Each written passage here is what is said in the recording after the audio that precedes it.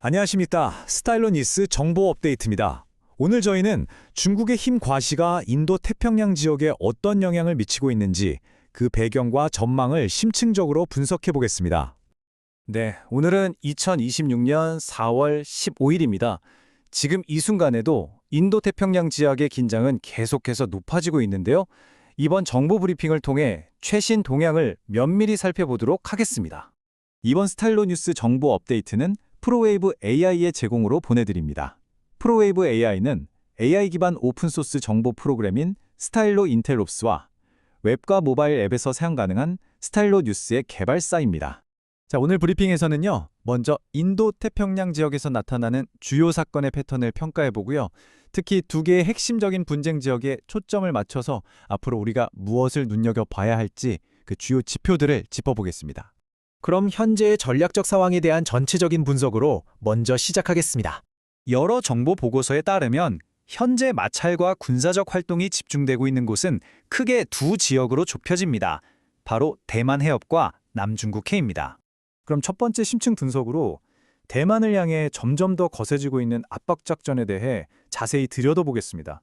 여기서 던져야 할 가장 핵심적인 질문은 바로 이것이겠죠. 과연 중국은 대만에 대한 전면적인 침공을 계획하고 있는 걸까요? 현재까지의 정보에 따르면 임박한 침공의 명백한 징후들, 예를 들어 대규모 상륙병력 집결이나 민간 선박 동원 같은 움직임은 아직 포착되지 않고 있습니다. 그 대신에 중국은 지속적인 압박 전략을 구사하는 모습입니다. 전쟁도 아니고 평화도 아닌 그 모호한 영역에서 압박을 가하는 이른바 회색지대 전술을 쓰고 있는 거죠. 대만 해협 중간선을 계속 넘나들거나 주변 군사활동을 늘리는 것들이 바로 그 예입니다. 그래서 분석가들은 중국이 단기적으로 전면 공격보다는 다른 강압적인 조치를 택할 가능성이 훨씬 높다고 보고 있습니다. 화면에서 보시는 것처럼 봉쇄 작전을 펼치거나 해상 검문, 사이버 공격 같은 것들인데요. 이런 것들은 직접적인 군사 충돌 없이 대만을 국제적으로 고립시켜서 굴복시키려는 전략의 일부로 볼 수 있습니다. 자, 이제 두 번째 주요 분쟁 지역으로 넘어가 보겠습니다. 바로 남중국해입니다. 이곳에서는 서로 다른 주권 주장이 계속해서 마찰을 일으키고 있습니다. 먼저 베이징의 공식 입장을 들어보시죠. 중국 관리들은 이렇게 말합니다. 중국은 주권을 수호하는 데 전념하고 있으며 우리 선박들은 중국 관할권 내에서 합법적인 순찰을 수행하고 있었다. 하지만 이에 맞서는 마닐라의 입장은 아주 단호합니다. 필리핀 해양경비대는 서필리핀해에서의 필리핀 주권은 협상의 대상이 될 수 없으며 국가 이익을 보호하고 어떠한 침입에도 맞설 것이라고 강조했습니다. 그리고 보고에 따르면 중국은 엔텔로프 환초에서 해군과 공군 자산을 수용할 수 있는 기지 건설을 제기했습니다. 이런 인공섬의 군사화는 단순히 건물을 짓는 걸 넘어서 이 지역의 힘의 균형을 바꾸고 사실상의 군사적 통제력을 넓히려는 명확한 의도를 보여주는 겁니다.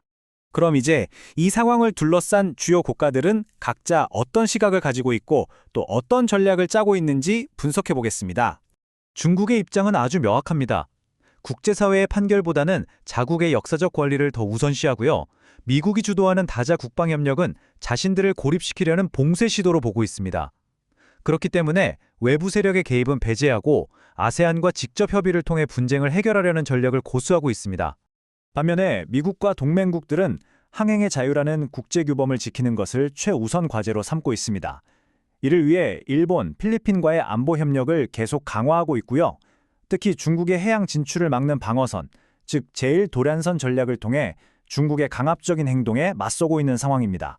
분쟁의 직접적인 당사국인 필리핀과 베트남은 아주 적극적으로 대응하고 있습니다. 필리핀은 해양 지형의 이름을 바꾸는 상징적인 조치와 더불어서 미국, 일본과 군사협력을 강화하는 실질적인 조치도 함께 취하고 있습니다.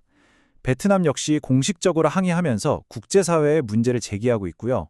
두 나라 모두 자국의 해양 주권을 지키기 위해 외교와 안보라는 카드를 모두 활용하고 있는 셈입니다. 이 지역의 협력체인 아세안은 중재자 역할을 하려고 노력하고 있습니다. 법적 구속력이 있는 남중국해 행동규칙을 만들어서 분쟁을 관리하려고 하는데요. 하지만 회원국들 사이의 이해관계가 복잡하게 얽혀 있어서 진전은 더딘 상황입니다. 아세안은 군사적 긴장이 높아지는 것에 대해 깊은 우려를 표하면서 대화를 통한 평화적 해결을 계속해서 촉구하고 있습니다. 자, 마지막으로 앞으로 가장 가능성이 높은 시나리오는 무엇인지, 그리고 여러분께서 어떤 신호들을 주시해야 하는지로 브리핑을 마무리하겠습니다. 앞으로 몇 주간 이 지역의 안정을 가늠해 볼 수 있는 주요 동향들입니다. 첫째, 대만 주변에서 중국군의 회색지대 압박, 즉 공중 및 해상 순찰이 계속될 겁니다. 둘째, 남중국해에서는 중국과 필리핀 선박 간의 대치 상황이 더 잦아지고 격화될 수 있습니다. 셋째, 미국과 일본, 필리핀이 참여하는 다자간 연합 군사 훈련이 더욱 빈번해질 것으로 보입니다. 그리고 마지막으로 아세안 행동규칙 협상을 진전시키기 위한 외교적 노력이 다시 활발해질 것입니다. 결국 이 모든 상황은 하나의 질문으로 모아집니다. 과연 외교적 노력이 점점 더 고조되는 긴장의 속도를 앞지를 수 있을까요? 오늘 다룬 사건들에 대한 더 깊이 있는 분석을 원하시면 즐겨 사용하시는 채널에서 스타일로 뉴스 정보 업데이트 전체 내용을 들어보시거나 이 게시물의 링크를 확인해 주시기 바랍니다. 시청해 주셔서 감사합니다. www.stylonews.com에서 스타일로 뉴스를 구독하시고 AI 기반 맞춤형 뉴스를 직접 경험해 보십시오.